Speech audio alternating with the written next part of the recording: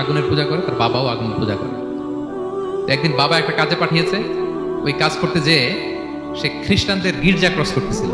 ছোট মানুষ গির্জা ক্রস করতে যেয়ে দেখে খ্রিস্টানরা কেমন যেন আলাদা ইবাদত করে, নামাজ পড়ে। এটা দেখে খুব ভালো লাগছে তার, খুব ভালো লাগছে। বাড়িতে এসে বাবারে বলে, বাবা আমি দেখলাম যে খ্রিস্টানরা তাদের চার্চে গির্জায় নামাজ পড়ে, এটা তো অনেক সুন্দর, আমরা যে আগুনের সামনে যা করি এটা তো ওইটা সুন্দর। বাবা বলে, খাইছে ছেলে তো আমার শেষ হয়ে যাবে। বলতেছে, না না বাবা, আমরা যে আগুনের উপাসনা করি এটাই ভালো। উনি বলে, না আমি অনেক চিন্তা করেছি, ওরা যেভাবে গডের কাছে চায় ওইটা শ্রেষ্ঠ। বাবার সাথে ছেলের সালমানের অনেক তর্ক বিতর্ক। পরে বাবা ভাবলেন যদি ওকে না আটকাই তাহলে প্রভাবিত হয়ে সে খ্রিস্টান হয়ে যেতে পারে। তো ঝগড়া তর্ক বিতর্ক শেষে তার পিতা তাকে শেকলবন্দি করলো। কি করলো? পায়ে শেকল লাগায় রাখছে। কিন্তু ছেলে তো মনে মনে খ্রিস্ট ধর্মের প্রতি আকৃষ্ট হয়ে গেছে। তো ওই খ্রিস্টানরা তার সাথে লুকিয়ে যোগাযোগ করতো। সালমান ওই খ্রিস্টানদেরকে বললো যে তোমাদের খ্রিস্টান ধর্মের উৎপত্তি কোথায়? বলে সিরিয়া। বলতেছে এখান থেকে কোনো কাফেলা সিরিয়া যাবে না? বলতেছে হ্যাঁ, মিশনারি ওয়ার্কে একটা কাফেলা আসতে যাবে। বলতেছে যেদিন যাবে আমাকে বলো। তো যেদিন যাবে তাকে এসে বলা হয়েছে তার বাবা নাই, সে শিকল ভেঙে শিকল সহ ওই কাফেলার সাথে যে জড়িত হয়েছে। দেখেন বিশ্বাস আদর্শ মানুষকে কিভাবে উজ্জীবিত করে। উনি চলে গেলেন সিরিয়াতে। সিরিয়াতে যে এক পাদ্রির হাতে বায়াত হলেন, কিন্তু এই পাদ্রিটা ছিল ভণ্ড। সে খ্রিস্টানদের দান সৎকা নিয়ে গরিবদের না দিয়ে নিজেই খেয়ে ফেলতো। বেচারা পড়লো বিপদে যে হায় রে, এত সুন্দর ধর্মরে কারাপ্টেড করতেছে সে। পরে এই পাদ্রী যখন মারা গেল, সালমান সে আরেক পাদ্রীর কাছে গেল। আরেক পাদ্রীর কাছে গেল, ওই পাদ্রী আবার অনেক ভালো, খুবই ইবাদত করে। তো ওই পাদ্রী কিছুদিন থাকার পর ওই পাদ্রীও মারা গেল। ওই মারা যাওয়ার আগে সে জিজ্ঞেস করতেছিল যে পাদ্রী, এই বর্তমান পৃথিবীতে সবচেয়ে ভালো খ্রিস্টান পাদ্রী কে? বলতেছে আর কেউ নাই। যদি ভালো খ্রিস্টান পাদ্রী তোমাকে পেতে হয়, জানতে হয়, তোমাকে ইরাকের মোসেল শহরে যেতে হবে। এবার মোসেলে যে সে আরেক খ্রিস্টান পাদ্রীর কাছে থাকলো। কিছুদিন পরে ওই পাদ্রীও মারা গেল। তো মৃত্যুর আগে তাকে জিজ্ঞেস করছিল যে পাদ্রী আপনি বলেন তো আপনার পরে শ্রেষ্ঠ পাদ্রী কে আছে পৃথিবীতে? সে বলতেছে আমার পরে শ্রেষ্ঠ কোনো পাদ্রী আর পৃথিবীতে নাই। খ্রিস্টান ধর্ম শেষ হয়ে গেছে, নাই। তবে জেনে রেখো, শেষ জামানার নবী আসার সময় ঘনিয়ে এসছে। তিনি যে এলাকায় আসবে, এলাকাটা চারদিকে পাহাড় বেষ্টিত থাকবে। চারদিকে থাকবে পাহাড়, খেজুরের বাগান, মরুদ্যান। তাকে চেনার আলামত আছে। কি আছে? আলামত আছে। এক নম্বর আলামত হচ্ছে ওই শেষ নবীকে দানের খাবার দিলে তিনি খায় না, কিন্তু উপহার দিলে সে নেয়, খায়। আর তার পিঠে দুই কাঁধের মাঝখানে একটা নবুয়তির মোহর আছে। সুবহানাল্লাহ। যদি পারো তার কাছে যে বায়াত হোক। সালমান আল ফারিসি পাগল হয়ে গেছে ওনার সন্ধান পাওয়ার জন্য। কিভাবে যাবে, কিভাবে যাবে? তো উনি কিছু ছাগল পালতেন। একটা কাফেলা তিনি পেলেন, যে কাফেলা আরব কাফেলা, বনু কালবের কাফেলা আরব দেশে যাচ্ছে। তাদের সাথে তিনি চুক্তি করলেন যে আমার যত ছাগল আছে এই ছাগলগুলো তোমাদের দিয়ে দিব, তোমরা কি ওই এলাকায় আমাকে পৌঁছে দিবা? তারা বললেন হ্যাঁ পৌঁছে দিব। সব ছাগল দিয়ে দিলেন, রওনা হইলেন ওই এলাকায়। মাঝপথে তারা তার সাথে জুলুম করলো, অন্যায় আচরণ করলো। তাকে দাস হিসেবে বিক্রি করে দিল ইহুদিদের কাছে। ওয়াদি আল কোরআন নামে একটা জায়গা আছে, ওখানকার এক ইহুদির কাছে বিক্রি করে দিল। সে ইহুদির কাছে দাস হিসেবে থাকতে আরম্ভ করলো। অনেকদিন পরে মদিনার পূর্ব নাম কি দেখি কে বলতে পারে? হ্যাঁ মাশাআল্লাহ, তো মদিনার পূর্ব নাম হচ্ছে ইয়াসরিব। তো ইয়াসরিবের এক ইহুদি, বনু কুরাইজার ইহুদি, সে আসছে ওয়াদি আল কোরাতে তার কাজিনের কাছে। এসে দেখে নতুন এক দাস পাইছে, বলছে আমি কিনবো, তুমি কিনতে চাও? তার কাছে বিক্রি করে দিল। তখন ইয়াসরিবের ওই ইহুদি বনু কুরাইজার সালমান আল ফারিসিকে নিয়ে ইয়াসরিবে চলে গেল। সুবহানাল্লাহ। মদিনার আগের নাম কি?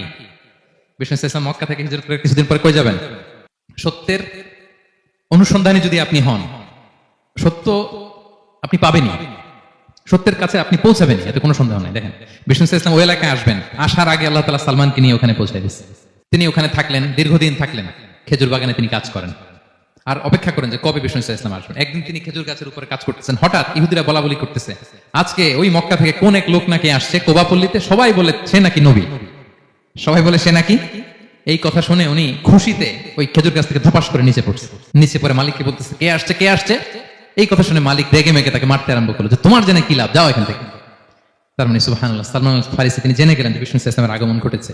আপনারা জানেন যে হিজরতের যে রুটটা, বিষ্ণু ইসলাম সরাসরি ইয়াসরিবে বা মদিনায় না ঢুকে প্রথমে কুবাতে ঢুকেছিলেন, কুবাপল্লীতে কিছুদিন ছিলেন, মসজিদে কুবা নির্মাণ করেছেন।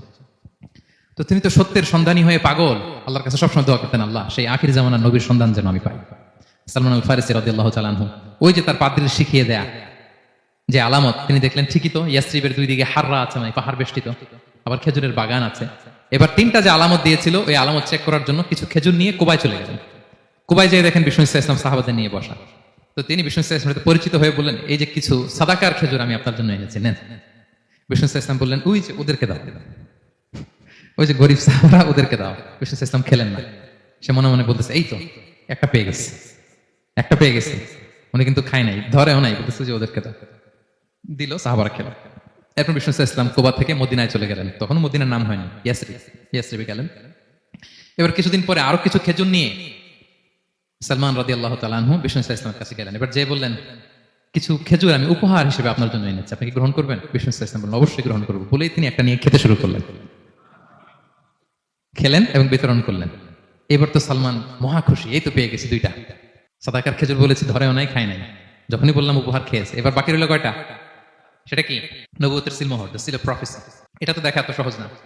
যদি এদিকে থাকে, জামা পরে থাকলে দেখা যাবে? তো এটার জন্য প্রায় যায়, কিন্তু ব্যাটে বলে হয় না। ট্রাই করে কিন্তু দেখা যায় না। একদিন তিনি গেলেন এবং এটার জন্য তো পিছে পিছে থাকতে হবে, কি বলেন? কথা নেই বার্তা নেই, হুট করে পিছু পিছু ঘোরা যায় নাকি কারণ? একদিন একটা উপলক্ষ তৈরি হলো, সেটা কি? বিষ্ণু ইসলাম এক সাহাবী মারা গেলেন বাকি আল গারকাদে, মানে যেটাকে আমরা জান্নাতুল বাকি বলি, ওই কবরস্থানে ওই লাশ নিয়ে যাচ্ছে, সবার সাথে সাথে বিষ্ণু ইসলামও যাচ্ছে। তো এখন তো একটা সুযোগ, পিছনে পিছনে যাওয়া যায়, কি বলেন? এইবার সালমান এসে পিছু ছাড়ে না, নবীজির পিছনে পিছনে যায়, কিন্তু স্বাভাবিক যাওয়া না। একটা আছে সিম্পলি হাঁটা, এরকম না, একবার এদিকে যায়, একবার ওদিকে যায়, একবার এদিকে যায়। আর কোন সাহাবারা মনে মনে ভাবে, ঘটনা কি, এরকম করে কেন লোকটা? কিন্তু বিষ্ণু ইসলাম তো জানেন কেন এরকম করতেছে, ঠিক কিনা বলেন? বিষ্ণু ইসলাম সেদিন দুইটা চাদর পরেছিলেন, একটা নিচে আর একটা উপরে।